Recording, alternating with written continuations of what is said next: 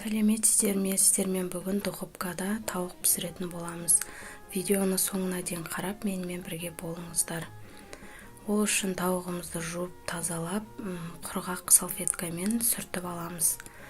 Кейін ыдысымызға 3 қасық майонез, 3 қасық кетчуп және 3 қасық сұйық май және 2 қасық соя соусын құятын боламыз. Және оған 3 бас чеснокты үткіштен өткізіп қосамыз. Оның үстіне тұз саламыз. Кориандр ұнтақталған тәтті бұрыш қосамыз. Және ұнтақталған қара бұрышты қосып, жақсылап біркелкі етіп араластырамыз.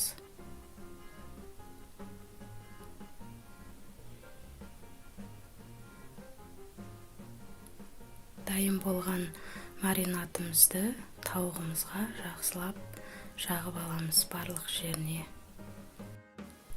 Достар, менің каналыма міндетті түрде лайк басып, тіркеліп, және қоңыраушаны басып қоюды ұмытпаңыздар.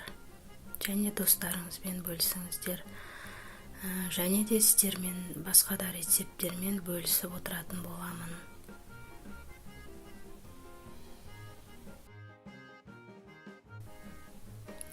Видеода көрсетілгендей етіп кесіп аламыз. Маринад жақпай тұрып, кесіп алған дұрыс.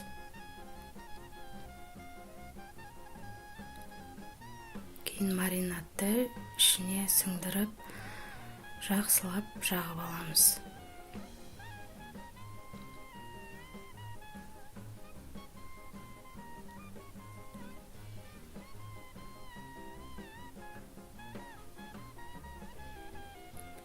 Маринадталған тауығымызды ыдысқа салып 2-3 сағатқа тындырып қоямыз.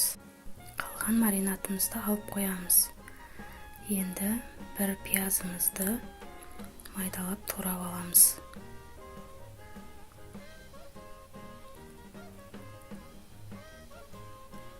Картошканы да видеода көрсетілгендей етіп 4 бөлікке бөліп турап аламыз.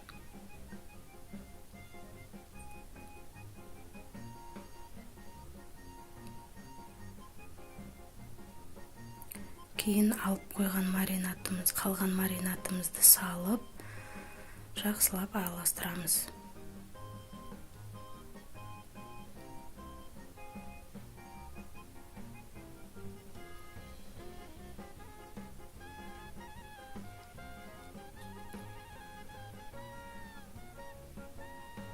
Оның үстіне маринадталған тауығымызды жайғастырамыз.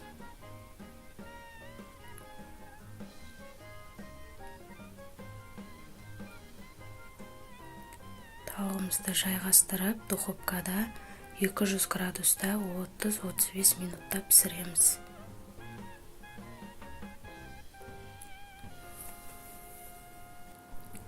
Тауығымыз қып-қызыл өте әдемі болып пісіп шықты. Сіздер де жасап көрсеңіздер болады. Өте дәмді және көп уақытыңызды алмай оңай дайын болатын тамақ. Видеоның соңына дейін менімен болғандарыңызға рахмет. Келесі видеода көріскенше сау болыңыздар.